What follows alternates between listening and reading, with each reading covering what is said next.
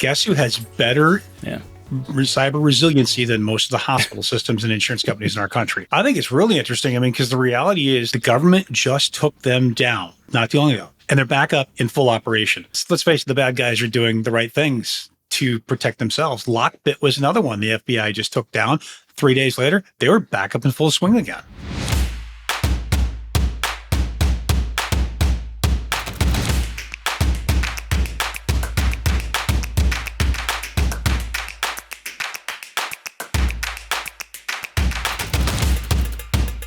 Hello, welcome to the State of Security podcast, where we dive deeper into the ever-evolving world of cybersecurity. Today, we're going to be talking about ransomware as it applies to the healthcare industry. This last year, we've seen a lot of breaches, a lot of ransomware attacks affecting 9.4 million people, according to current records. Today, we're going to be talking to Rick Leib. Rick is the Chief Information Security Officer of Access Point Consulting. Good day, Rick. Thanks for joining us. Thanks, Jeff. Good to be back. Yep. Awesome. So want to set the table a little bit on what's been going on in cybersecurity and ransomware in the healthcare industry in particular, and then get your thoughts on pros and cons, what you've seen, not seen, what you've heard, and any and all recommendations around those types of things that we keep seeing. So as a lot of our listeners already know, right, ransomware is a pretty well-known tool that bad hackers have been using to be able to manipulate, steal data against not only the healthcare industry, but a broad variety of customers over the years. Last year, not anything tremendously new from a technology perspective. However, there have been a lot of attacks, and it's been pretty high. So let's first define ransomware. So a lot of people, ransomware is a form of malware. It's not necessarily a particular software program or platform. It's not a particular tremendously advanced tool set that the hackers use, but it's really malicious software that prevents you from accessing your computer file systems or networks and really steals your information, right? So it locks you down, forces the owners of that data to pay a fee to get their data back, get access to their systems. But there's some misunderstandings there, which we can get into later as far as that function and what happens in that case. So a quick few things, Rick, from this last year. I did some research a little bit before our call here today, and according to the FBI, and this is public U.S. institutions only, 14 healthcare organizations last year reported a ransomware attack. 9.4 million individuals were impacted. So that's, again, companies are not required to report a ransomware attack, but it has happened, and we're guessing that these numbers are low only because, again, you don't have to report it. And the issue there is agencies, companies, organizations paying the ransom and not wanting anybody to know. And with the change in the SEC ruling, that may force a lot more companies to require them to really post publicly and state, hey, yeah, we've had a ransomware attack. We'll see what happens. We'll see how that plays out. But I think that's definitely a challenge for organizations. The FBI says don't pay. What do you think? Well, there's a problem with this whole thought, right? So ransomware in itself is a massive problem, right? So if you get nailed with ransomware, yes, it's very, very unfortunate that your users have allowed ransomware in, because that's typically how it gets in. It's now encrypted your systems. It's now locked down your ability to make money, your ability to care for patients. It's dual barbed, right? So I always agree, don't pay. I agree with that. Now, I'm gonna qualify that with, I have been in the past encouraged legal teams to set Bitcoin aside, just in case. Because the reality is, if you can't recover your systems because your other fundamentals are not there and in play, you are in deep trouble. You may have no choice but to pay the ransom, quite frankly. And that's where I think you should not pay ransom. Get your fundamentals right. Get your disaster recovery, incident response plans working. Get your nearline backups working, and in your restoration, get it practiced. That will help you. That will help you not pay ransomware. Right. Agreed. I think it's a cushion, right? Following the best practices helps you have a cushion, so you don't have to pay ransomware. But a lot of companies, obviously struggle with that. The most recent, as we were talking earlier, Change Healthcare. as that's in the news. Today's March 5th. Everybody's been hearing about this. The impact of one attack impacting a whole supply chain of hospitals, pharmacies, even to the point of pharmacies not having the money to process or to receive payments to give out drugs to the customers, which has been a surprise, right? So some of those organizations are now going to be lobbying the U.S. government. As of this morning, there's discussions on the Hill. Excuse me, down at the White House, from what I was told earlier, that there's going to be discussions about, does the government want to bail these folks out? And how these smaller pharmaceutical companies out because they can't get their systems back up and running. TRICARE, which is a part of the military, they are completely doing a manual system right now to divvy out drugs and prescribe drugs and medicines, et cetera, et cetera. That's crazy, right? So it's quite a big impact, this one breach. Its far-reaching effects are pretty interesting to watch happen. It's going to get everybody paying attention to this going forward, I'm sure. But as I said earlier, the Change Healthcare paid $22 million on March 1st, 350 in Bitcoin. So, I mean, 90% of, let me read some of the data we got here. 90% of the pharmacies in the U.S. have modified electronics claims processing. 90%. Yeah. That's This crazy. was an attack on critical infrastructure, nothing short of that.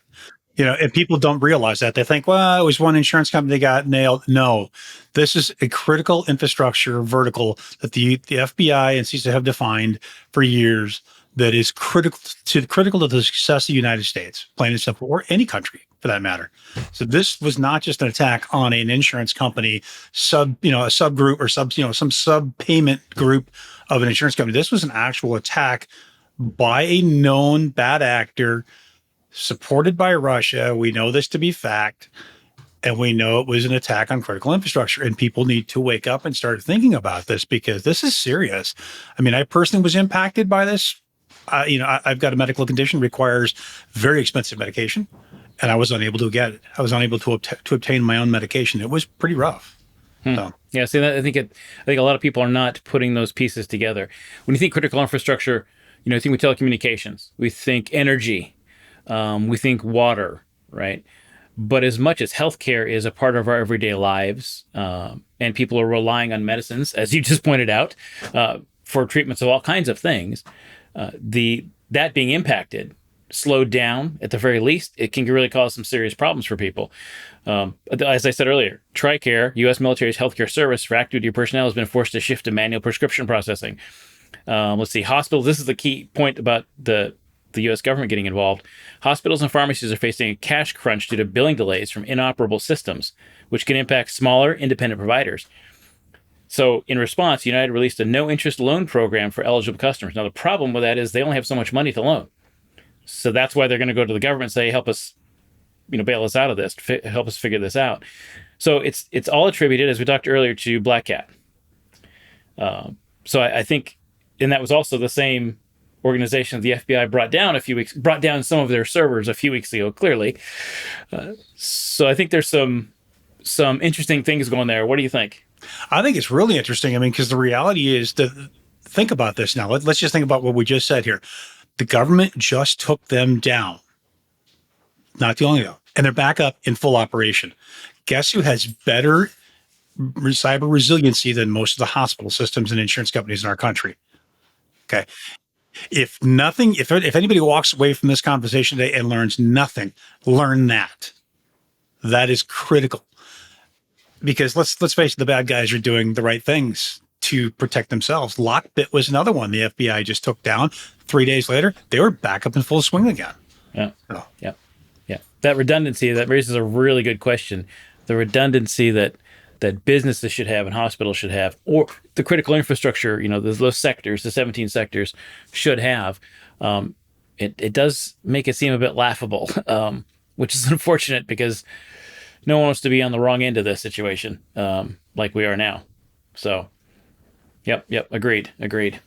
So, and I'll ask you a couple of questions as we get into this. So, why do you think it's been targeted so much, the healthcare organizations, from a ransomware perspective, not just attacks, but why do you think it's been targeted so much over this last year? Healthcare itself, because it's an easy target, plain and simple. It's an easy target, and they pay.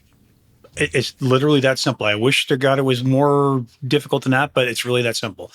The problem is that they've got a lot of old technologies on their networks. They've got a lot of users that come and go. They got a high turnover rate with traveling nurses and CNAs and housekeepers that all have access to computer systems. They're not trained up well enough on an average basis, or they're in a hurry because they're trying to save somebody's life.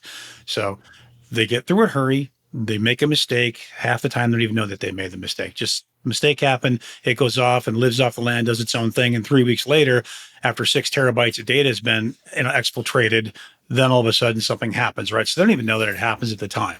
So Yeah. Yeah. Yeah. So have you seen, um, in your experience, at least in the last 12 months, let's say 12, 18 months, there's been more reliance on software from third-party vendors across different hospitals from a perspective of just from the billing platforms alone, not to mention management of electronic health records or devices. What are your thoughts on those risks from what would you say is the highest risk? If you were advising someone on this, how would you stack rank the risks that a CISO, a CIO, a CEO should consider? Oh, the risks should be based on your business, right? So everybody's risks are slightly different. However, EHR, if you can't get your electronic health record system, you can't help your patients. If you can't get into the medical diagnostic systems, image diagnostic systems, you can't see the images. You can't see the wounds. You can't see the broken bones. You can't see the internal organs that are having issues, right? You can't see these things. So your risk becomes greater because you've got more systems, right? And the reality is a lot of providers, healthcare organizations have a lot of old systems because A, there is no update. B, or there's an update, but the FDA hasn't approved it yet. So you can't touch a medical device without FDA approval, plain and simple. And I don't mean you specifically. I mean, any patch or vulnerability management systems have to go through FDA approval. Or they simply flatten their network to make it fast. And they have these outdated, insecure systems on a flatter network and things running wild. So, Yep. Yeah, it's definitely, it's an intersection of I think digital transformation of hospitals and wanting to provide more services clearly, but then the responsibility that comes with implementing new systems and technologies where you're going to need to have them secure and right so maintaining a knowledge of that risk, maintaining your risk assessments with all of these new tools is critical for that third party. yeah. How do you think the pandemic, obviously we're post-pandemic, feels like a decade now, but how do you feel that affected the focus on healthcare and security? I mean, because pandemic, people are all, there could be telehealth docs and all those types of things are churning up. But what do you think? Is there has something been missed along the way now that we're post pandemic? Do you think something's been missed along those lines from a security perspective? It depends on the healthcare system, but yes, overall, one of the things that's commonly overlooked, and I'm kind of surprised actually, and I'm going to say this, and I probably shouldn't say it publicly, but I'm going to say it anyhow. One of the things that have been missed that I see that is huge is in telehealth market, because everybody raced to get telehealth out there right away so we can continue to take care of patients remotely, right? Great idea, guys. We tried getting telehealth for 10 years and never moved anywhere until the pandemic hit. Then, oh my Lord, we got to get it out tomorrow, right? And that when we did, as a company, we did. I'm sorry, as a country, we did that. The problem with that I've seen, and this is really scary, a lot of telehealth, not all, but a lot of telehealth providers are using their personal computers. Now, mind you, that means there's no MDM involved. There's no there's no antivirus verification in some systems. They don't get them on. They don't log them in their network, put them in an isolated network, verify everything that they're meeting all their critical needs, and then moving into the network where they can start prescribing and seeing patients. A lot of companies don't do that yet. So I'm really kind of surprised that isolated network does not exist yet in a lot. Not all, but a lot. Some companies are doing it very, very well. Mayo Clinic does it extremely well. They do telehealth very, very well. Yeah, I've not seen any issues with Mayo Clinic with their telehealth systems, at least no breaches that I'm aware of yet. I'm sure there's gonna be some somewhere, but not that I'm aware of yet. And they're one of the few, and they use Zoom Medical, which is an off branch just of Zoom, just for the medical community. That only gets keyboard, video, and mouse, right? That doesn't do anything else, right? They still have to access their third-party EHR. They got to access their third-party vendor diagnostic imaging. I can't talk today. Sorry about that, folks. The diagnostic imaging, they've got to get third-party lab reports, which still have to be secured and keep their risk assessments up for all those as well. Yeah, yeah, challenging. I think, and as one thing that stood out to me in the change healthcare situation is that the tentacles, if you will, of the breach and how it's reached out to all these smaller organizations.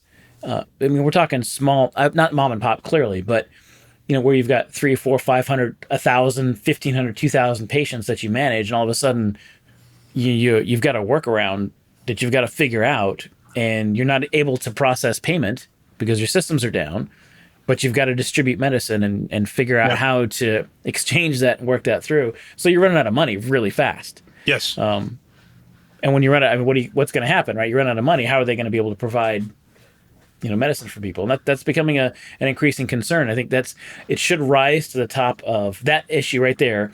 I think should rise to the top of a lot of executives, board meetings, right? How are we going to process payments clearly, but how do we take care of our customers? Yeah. The unfortunate reality is this always has to happen before the board pays attention. That's the unfortunate reality, right? And especially in healthcare, because we don't want to spend any money that we don't have to. And you can tell by the chuckle on Jeff's face. I've both been there for years. Yeah. We're accustomed to the healthcare budget, where he gets a haircut every week. Very much so. Very much so. Yeah. Yeah. And then that's definitely a bigger challenge for people. So what do you think about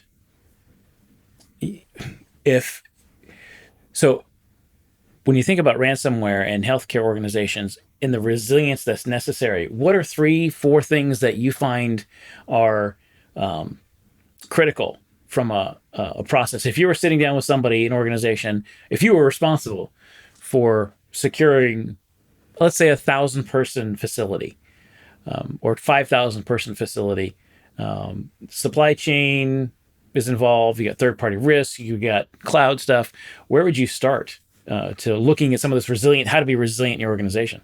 I would absolutely start. Well, there's a lot of places you could start, really.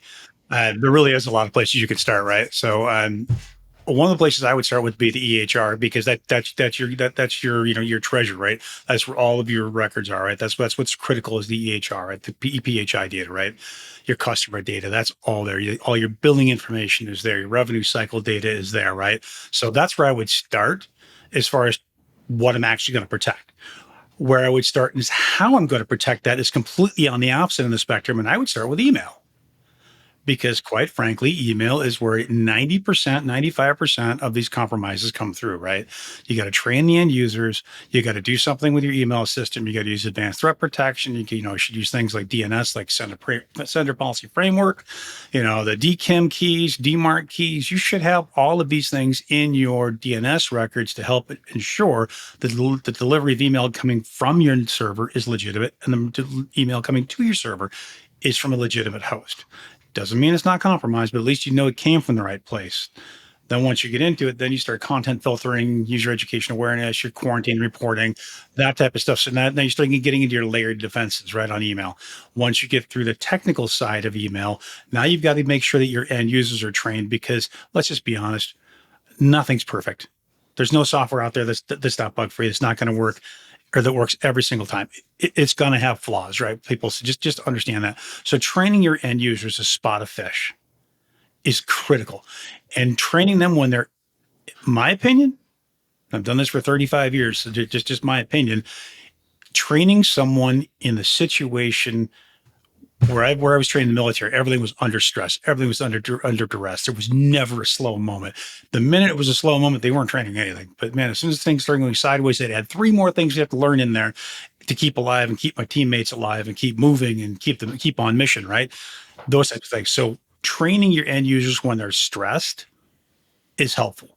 So run the tests, run your emails, your phishing tests, that type of thing. Run it to the nurses, when they're shorthanded and working, long hours. And I hate to pick on nurses because nurses are awesome, right? But it's anybody. Your executives are the worst. Typically, they don't even go to training half the time, and they're supposed to. So, but I would start there. That's where I would actually probably start. What do you think about like the policy frameworks, right, around security policy frameworks, what do you think works best in healthcare organizations? I mean, HIPAA, high trust have a place, but do you think that's the only thing they need to be focused on? As it a security policy framework such as NIST, CSF, HIPAA, high tech, or are you talking about DNS, SPF? Both, actually. Both? Okay. Okay. Yeah. So, yeah, I fully believe in HIPAA, high tech. Absolutely. Those are minimal compliance. They're not secure. I believe in their model. I believe what they do. The NIST cybersecurity framework, along with the CIS 18, will get you to where you need. And they're publicly available. They're not difficult to implement. The difficult part is people, right? And money. Sure. That's the difficult part, right? CIS Sure. 18 is free. NIST CSF is free. There's no cost for this, folks. You can download it today. And if you don't have it, contact Jeff Wright and we can help you download it. That's Exactly. not a problem. You know what I mean? Yep. What do you think from a threat protection perspective, operationally? Like, where do you think executives, CIO, CEO should be concerned about? And you kind of mentioned a little bit email, human, but what about outside threats? What about third-party threats? How would you prioritize the threats? Third-party Just risk to protect from management is ransomware. absolutely critical. Absolutely critical. You've got to run your risk assessments against your third party, your vendors. You have to. And third party, we're getting much better at third party these days. Fourth parties actually where we're starting to see more and more. So our third parties aren't doing their job and making sure that their third parties are secure. So we're seeing the supply chain get attacked that way. That's one way we've seen the supply chain get attacked. So I would worry about third-party risk management. Absolutely. Absolutely. Once your users are trained, look at your third-party risk management. Look at your internal risk assessments. Don't do them manually, folks. Don't. Do them every 6 months. At least. At least update once every 6 months. Run the full RA once a year, but then at least review it every 6 months at a minimum, just to make sure nothing's changed. Because I promise you, your environment changed in the last 6 months. I guarantee it has. If you're in healthcare, it's changed. Did you update your risk assessment? Maybe not. Maybe you did. But if you didn't, now you're trying to protect something you don't know about, and that's pretty difficult to do. Yep. Agreed. You mentioned earlier something about remote access, and I'm looking through some of my notes, our notes from earlier today. Obviously, ensuring secure access, remote access, in a situation where you've got third-party folks, and how to combat phishing and how that plays into a resilient strategy and plan. Clearly, there's telehealth issues, as you pointed out. Endpoint security is a challenge. Video and audio security is a challenge for sure. Where do you think, have you seen more of a surge in phishing attacks? Let's just say from a threat perspective, particularly. Phishing attacks surge constantly. I mean, plain and simple. But what I've seen a lot lately is smishing attacks. They've really become popular. And when I'm sitting in a hospital network as a nurse and I'm connected to the Wi-Fi, and I shouldn't be on the corporate Wi-Fi, but sometimes they do. Doctors, as much as I love doctors, are famous for this. They now actually just now you're a bridge beyond the firewall. You bridge right past the firewall. So that's one of the attack vectors I'm seeing increase. Phishing increases. I'm seeing a lot more in whaling, and whaling is going after the sea levels because we all, as I take my white hat off, put my black hat on, that CEO probably hasn't been trained and is too busy, in their opinion, to train. And I'm going to try to sneak something through them. And that's the easiest target out there today, unfortunately. Yeah. So I think preliminary investigation from the chance healthcare attack is that there was apparently a handful of people targeted. From what I have notes here was 11 people from, I can't say who, obviously, in the list that I've got, but 11 people were targeted in different email attacks. So I think your perspective is spot on, right? Is being able to understand who's targeted, who's at risk in an organization from a ransomware resiliency perspective, and being able to prioritize that list as a board level. Like, what are our key threats? Like you said, email, the human interaction, vulnerability management is key. Yep. That is critical. That is absolutely critical. And it's the hardest thing to do in healthcare because, like I said, you got entities like the FDA in the middle of it, the slowing things down. So microsegmentation, taking a zero trust approach helps. It doesn't guarantee everything, but it makes it very, very difficult to jump 4 or 5 different sets of firewall rules or network layers to get to something sensitive. It's just very difficult, right? The humans can't get there typically, not very easily. So that's another way that you can help is look at your vulnerability management. The other thing I would do is I would take your incident management and I would grab your executives, and as much as they hate to do it, make sure they're part of your incident management planning and testing, right? Get your tabletop out, get your CIO in there, get the CEO in there, get the CMO, the chief medical officer in there, and let them understand their part. So when something is going wrong, when there is an actual attack, they know what to expect. Right. They know their job. They know that you know your job. That muscle memory is there. Right. That's critical for two reasons. One, if your incident management doesn't have the buy off of executives, you're never going to win. You've immediately failed. You've already failed. You haven't even started yet. You've already failed. Right. That's number one. Number two, if the executives don't know what to expect and something's happening, every time I've been in the middle of that, they've gotten in my way and slowed things down. Right. Get off the engineers, leave them alone. Let them do what they're doing. Let the directors do what they're doing. Then we'll have somebody working in communications up and down, those type of things. So get them involved in your instant response right away, immediately. Make sure that your risk assessments point out best practices for securing medical devices and medical systems. Make sure that that's actually there. Don't just do it for a checkbox on your compliance checkbox. It's not secure.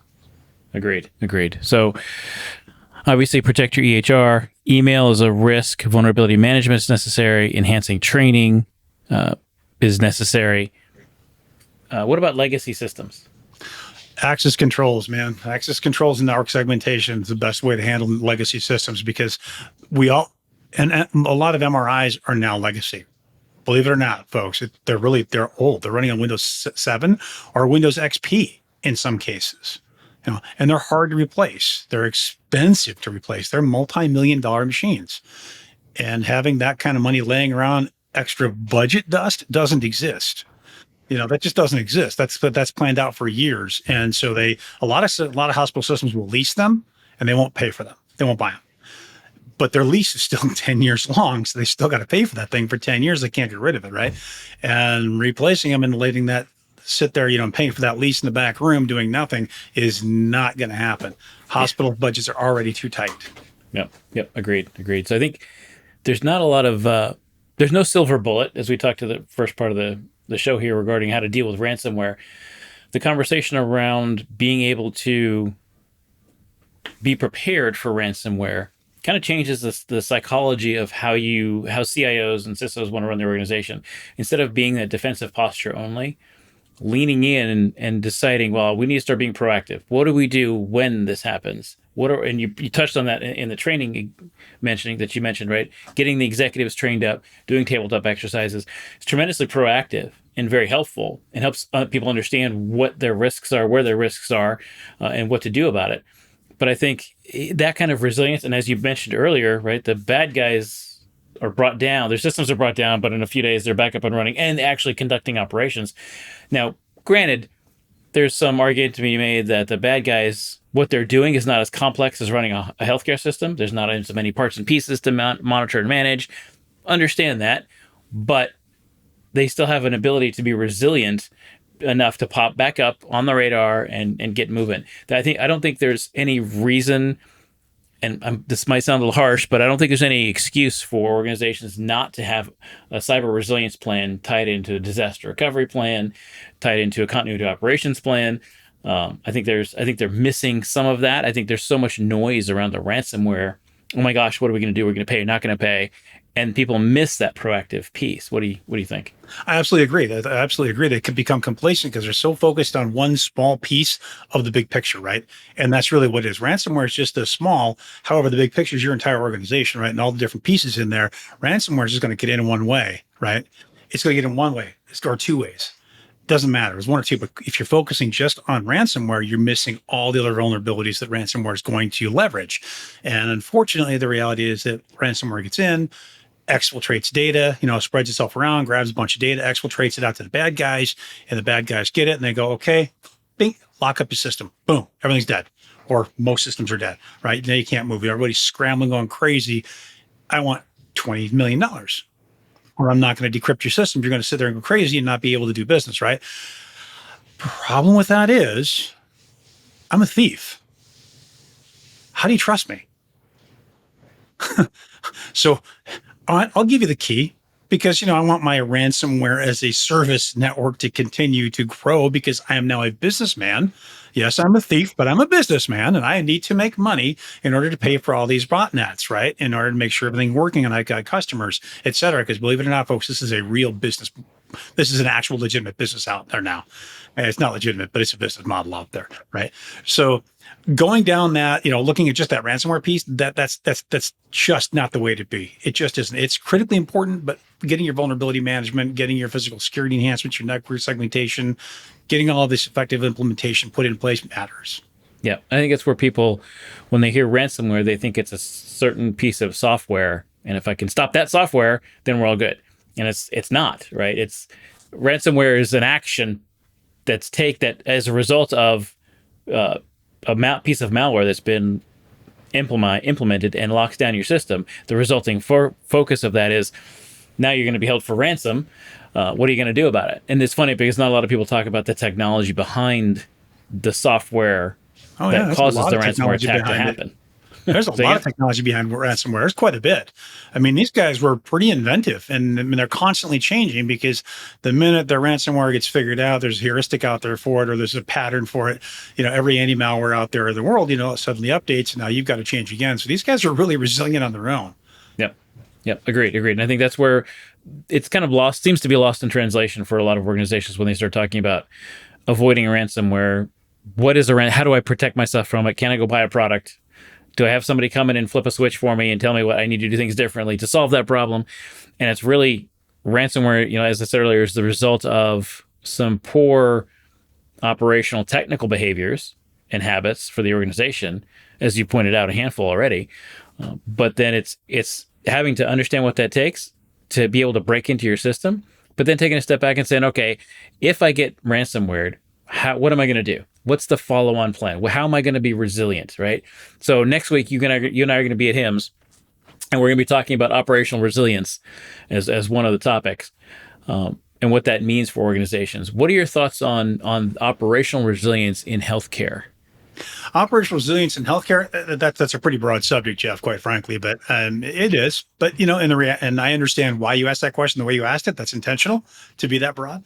Operational resilience in healthcare is critical. It absolutely is. Unfortunately, again, there's not enough money out there to have backup systems for everything. So when something happens, you're going to have an issue. You're going to have to work through it. But as far as cyber operations, from a healthcare perspective, operations-wise, and resilience, have your backup plan, have your disaster recovery, have your business continuity, have your damage resilience plan out there, because I'm starting to see more and more of those. Make sure that you plan ahead. You've got your zero trust model in place. So all these things you're doing are we used to call it, defense in depth. Now it's called zero trust. It's all the big fancy names, but it literally is defense in depth, right? So the deeper you can make your resilience, the deeper you can make your security, the better operationally you're going to be in the long run. So I would actually stop, take a look at your operations, take a look at your DR plan, look at your incident management plan, and see if they actually work, right? And if they don't, that's fine. Work on it. Note it, work on it, and update it, and update your technology to match. Yeah. So how do you think AI plays into this? I mean, AI in quotes, because to me, there's no such thing as AI, but that's debatable conversation, especially in cyber. But what are your thoughts on AI in this situation? AI has been around for many, many, many, many years as we consider what we call AI today, right? Anybody got one of these in your pocket? You got Siri, or you got Cortana even, congratulations, you've seen AI. You used AI, right? I mean, plain and simple. How I see AI being used is maliciously. So we've already seen North Korea use AI and attack South Korea, and they actually dumped out their brand new fighter jet. Oops. Their brand new KF-21 fighter jet is now on the public market, all the plans, and North Korea now has them. So that's an issue, right? That's very serious. So how do you think AI can be utilized to protect healthcare organizations? So AI can be used to protect organizations by enhancing their malware, their malware detection, their anomaly detection, their end user behavior analytics, these types of things. But AI itself isn't going to do anything. It's going to take a company out there to develop a product that utilizes some of what we call AI today, right? So we can start seeing those non-organic movements. We can start seeing those, anomalous activity, the anomalous packet, right? That's where we need to get going with AI, in other words. So start bringing AI in that respect and finding the companies that'll do that. There's a couple out there. BlackBerry bought out Silence, and Silence was one of the first big ones out there, which was an awesome product at the time, things like that. So start looking into it. AI will always be behind. Defenses are always behind offenses, and keep that in mind. So, well, how do I think AI is going to help in the next year? I think it's going to play a role. I think it's going to play a role in tool development. I really do, on both sides of the fence. Yeah, agreed.